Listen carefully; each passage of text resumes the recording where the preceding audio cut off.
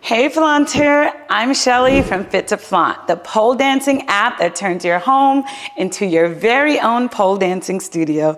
So for today's tutorial, I'm teaching you a really cute and flowy intermediate spin pole flow. For this flow, I recommend that you're comfortable climbing on the spin pole and getting into an outside leg hang before attempting this flow. Now, I want you to remember all of the transitions and skills that we're gonna cover in this tutorial today are available on the Fit to Flaunt app, along with thousands of other tutorials. So if you're really serious about leveling up your pole dancing, you need the Fit to Flaunt app. So without further ado, let's get right into our flow. I'm gonna show you what it looks like first, and then we'll be breaking it down.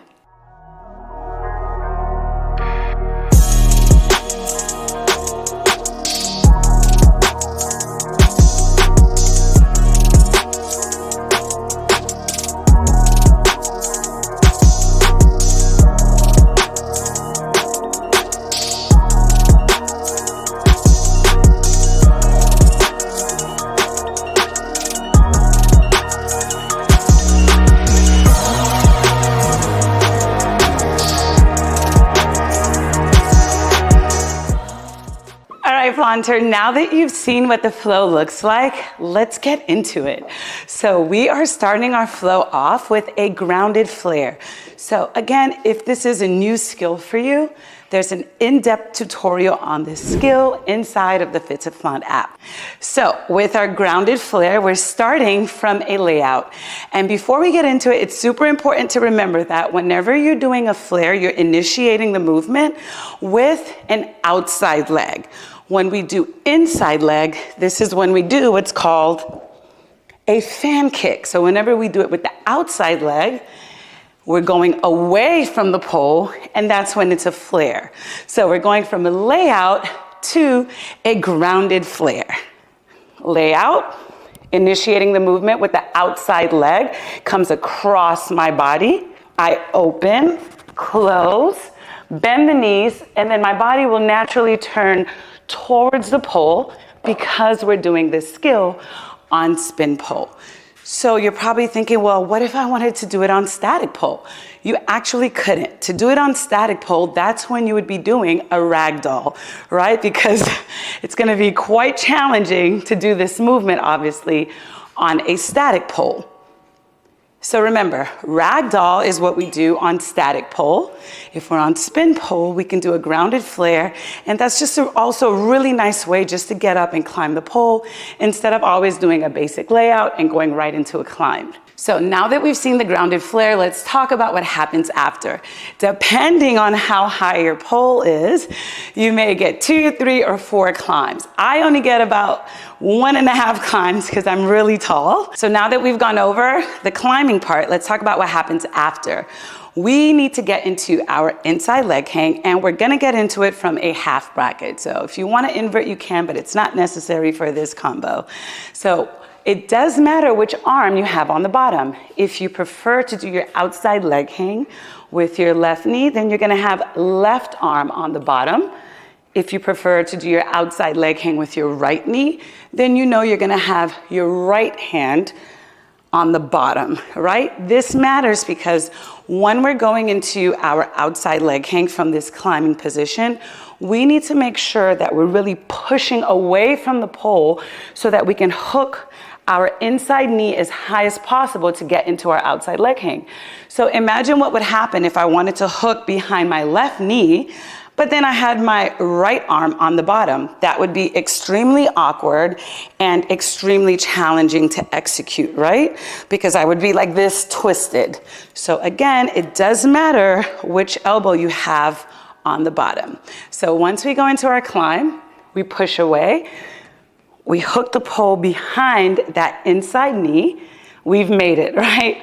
Now the next step is to make sure that when we're sliding into our outside leg hang, we get the pole above our knee as the initial contact point. So that means when I bring this leg towards the pole, I need to make sure the pole is touching just above my knee. Then I'm gonna slide down and bring my inside hand just below my knee so that I can transition to my outside leg hang. A common mistake that students make with this transition is that once they have their inside knee on the pole, they start with their ankle on the pole. So now by the time you slide all the way down to get the pole where it needs to be for your outside leg hang, you've lost so much strength and pole space that you can barely execute whatever skill you wanted to do next. So super duper important to make sure that the initial contact point is just above the knee. So let's try it together and see what that feels like. So we're going up, pushing away with that inside arm, hooking as close to my knee as possible with that inside leg. First point of contact, just above the knee. Now I'm gonna release this top arm, grab just below my bent knee, and slide that top arm down to end up into my outside leg hang. We've made it to the outside leg hang. What happens now? Now we're gonna work on the transition of our outside leg hang to the bow and arrow.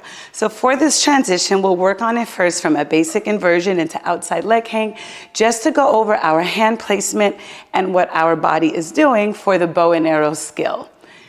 I'm going into my outside leg hang. But it's not necessary to release this inside arm. If you want to do it for aesthetic, release and then grab again, you surely can, but for this transition, you want your inside hand on the pole.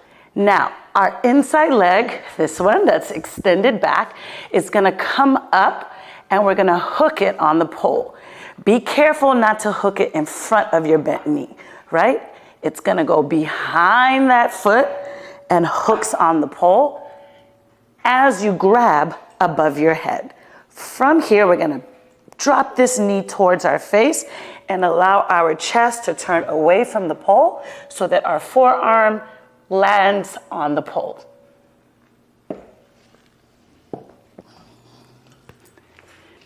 I know what you're thinking. Whoa, that's a lot going on. So we're gonna cover that one more time. Again, remember, the bow and arrow skill can be found on the Fit to Flaunt app, where you get a more in-depth tutorial and breakdown of this skill. So we're going into our outside leg hang. Keeping my inside hand on the pole, my outside hand comes above my head. I grab and my thumb is pointing up.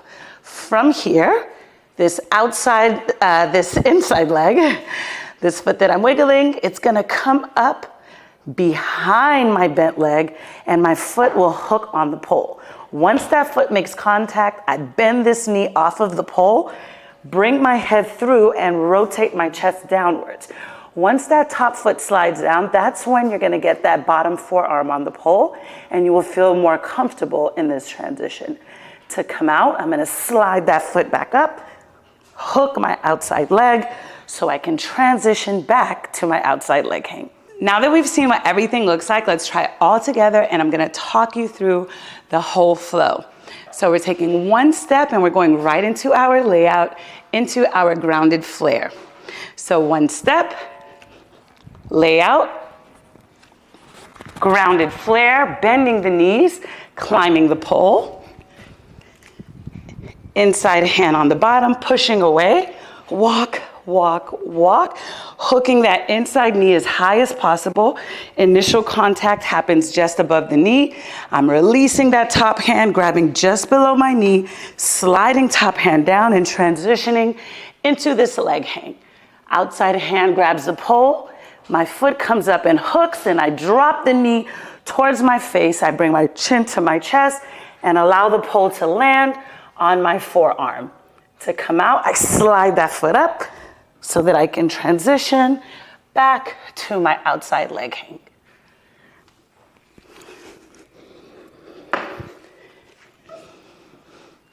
All right, flaunters, so let's put some music on, put your heels on or not, and let's try it all together straight through with some music.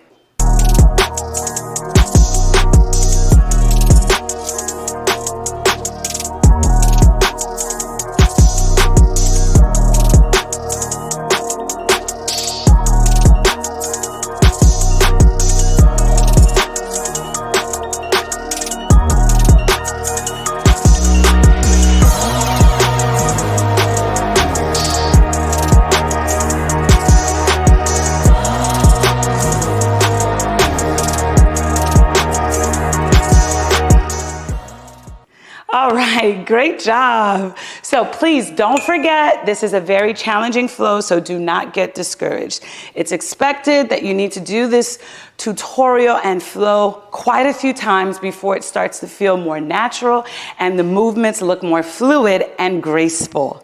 Again, as your final reminder, go download the Fit to Flaunt app for more flows like this and individual tutorials and an amazingly supportive community section that just wants to support and uplift you on your pole dancing journey. You'll be able to share your videos, share your questions. There's always someone in there ready to help, lend a helping hand. Thank you so much for watching.